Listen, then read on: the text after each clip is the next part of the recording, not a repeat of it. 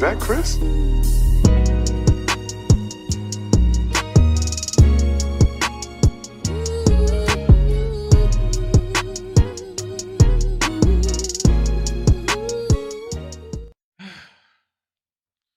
Situations like this just make me happy, and I just be so glad that I'm a law-abiding citizen, bro.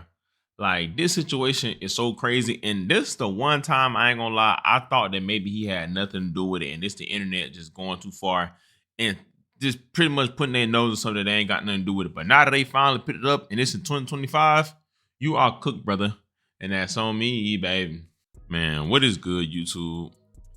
Y'all already know who it is, bro. It's Lucas J here, y'all. Back with another video, man. And today, y'all, we got a crazy, and I mean, crazy and wild video to talk about, man. It's been pretty much all on social media, y'all. It seems like we got Yella Beezy on the roster. Yes, y'all, we got Dallas artist Yella Beezy on the roster. And it seems like it's been trending all over social media. He's officially been picked up today, and he's pretty much being charged with M for hire for the passing of Mo3 back in 2020. Now, this got the internet streets going crazy, and we got to talk about it. But before we do real quick, but y'all know my little routine, you feel me? Just hit that like button and comment tapped in if you tapped in down below, bro. And also smash that notification bell. So for one, you can be notified anytime I drop a video. And also, bro, I can just keep y'all updated on this situation, bro.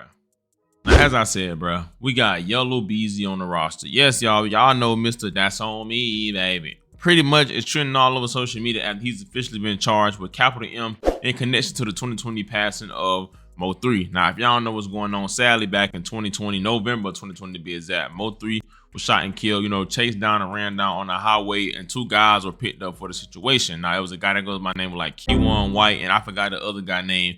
Pretty much ran him down broad daylight on the highway, and they took his life, and, he passed away. Now, before he passed away, him and Yella Beezy were not seeing eye to eye.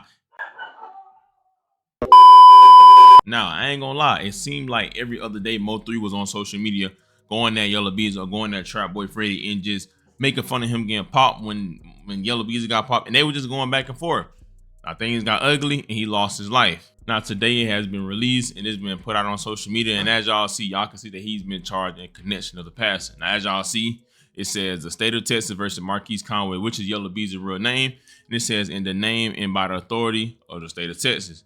The grand jury of Dallas County, state of Texas, duly organized at the January term AD 2025 of the Criminal District Court number 4, Ford County said, upon this oath, due present into said court at said term, that Marquise Conway, hereinafter called defendant, on or about the 11th day of November 2020 in the county of Dallas, state of Texas, did then and there intentionally and knowing cause of death of Melvin Noble, which is Mo3, an individual hereinafter called deceased, by employing Keyone White, which is the guy that is arrested for it, to murder deceased for remuneration and a promise of remuneration, namely United States currency, from defendant in pursuant to said agreement. Keyone White did then and there intentionally and knowingly cause the death of the said deceased by shooting deceased with a firearm, a deadly weapon. Now, as y'all see, pretty much they're saying that he dropped the bag on it, pretty much saying that he hired that dude to do what he did to him and that he paid him in currency.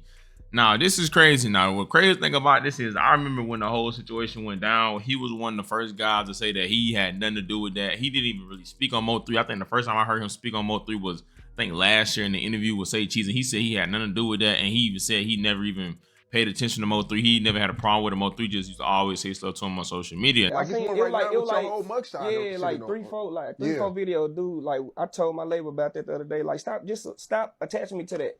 You know what I'm saying? But it's like, it's one of them things, like, he attached himself to me. So regardless of what it is, I'm gonna get the blame for anything. Yeah. Just leave me up out of it. I ain't got nothing to do. I didn't have nothing to do with it then. I ain't got nothing to do with it now. Don't care to talk about it. Just leave me out of the shit. That's all I be wanting. Like, bro, like, you can spam my comments how you want to, bro. That's not gonna change the fact of anything. You know what I'm saying? Yeah. Like, in a respectful way. But you never addressed, like, you probably have. I don't want to say you didn't, but you never.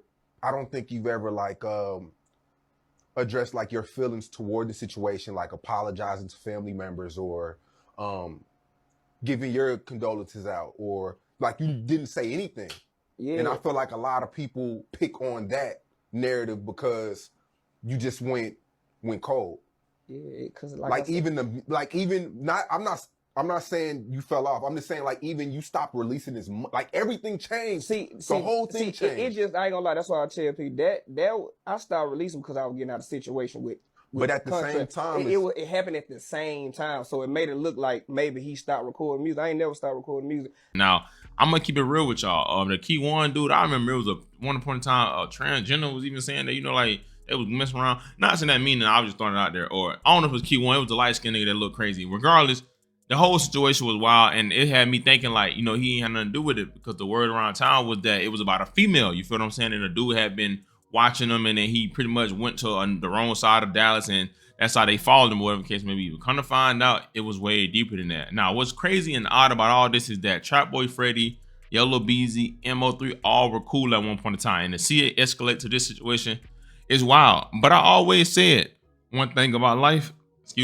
what's done in the dark comes to the light for the most part. You feel what I'm saying? Especially when it comes to bodies. And it's crazy that 5 years later, they finally arrested him, or they finally put him behind him, because I thought maybe he was cool. I thought generally, you know, he was above all that.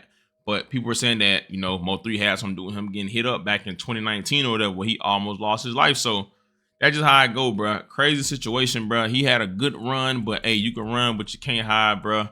This is wild, man. But give me y'all thoughts and opinions down below about this in the comment section, man. And let me know what y'all think about it.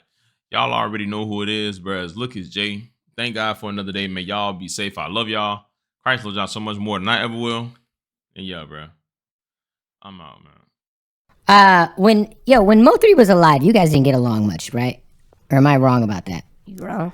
I'm wrong. You guys did get along. We ain't never had no problem. You never had no problem. Okay, because I was gonna ask you, like, Mo3's passing, it feels like nationally he finally got the love that like he deserved when he was alive, but it took him dying for people to come to his shit and really like dive into his shit. Like, how big of a loss was Mo3 to the city of Dallas? It was a big. That was a big ass impact for him, like on the whole city. Like, and then the shit, like the song, which shout out to OG Baba Biggins. You know, that's his song and shit. But He's from Dallas as well. Of course. And, nice guy. And that's another nigga that's going crazy in this. He's a super nice guy. Yeah, cool motherfucker. Yeah. So that motherfucker, that shit, that's one up for them boys, bro. Like, real talk. But it made an impact in the city for sure. Yeah. Do you feel like it kind of like it sucks? Because I even feel like obviously Nipsey was bigger than Mo3 when he was alive, but like I feel like the impact of Nipsey's music wasn't really felt and or appreciated. Yeah, it did right? the same shit. It felt similar. Where it's like, damn, now